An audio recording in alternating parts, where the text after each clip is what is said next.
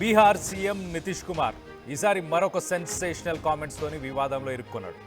ఒక మహిళ పట్ల నితీష్ కుమార్ అవమానించేలాగా ఆయన చర్యలు ఉన్నాయని చెప్పేసి ఇప్పుడు నెటిజన్స్ అలాగే ప్రతిపక్షాలు దుమ్మెత్తిపోస్తున్నాయి.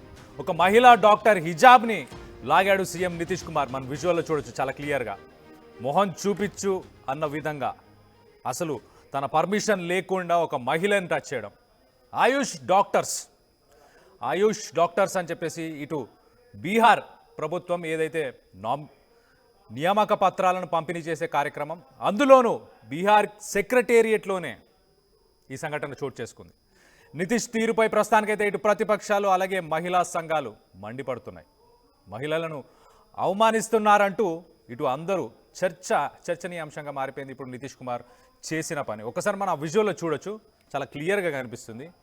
ఒక యునానీ డాక్టర్ ఆమె సర్టిఫికెట్ ఇచ్చిన తర్వాత నీ మొహం చూపించు అన్న విధంగా వెంటనే అసలు ఇంత మహిళని టచ్ చేయకూడదు, మహిళ అన్న ఆలోచన లేకుండా ఇటు పక్కనే ఉన్న డిప్యూటీ సీఎం ఒక్కసారి మనం చూస్తే కనుక సమ్రాట్ చౌదరి కూడా ఆయన ఒక్కసారి షాక్ అయ్యి అతన్ని కంట్రోల్ చేసే పని చేశాడు. వెనకాల కండువా వేసుకున్న పర్సన్ మీకు కనిపిస్తున్నాడు కదా, అతను కూడా హిజాబ్ తీసిన వెంటనే చూడండి చేయి పెట్టి ఇటు సీఎం నితీష్ని ఆపే ప్రయత్నం కూడా చేస్తున్నాడు.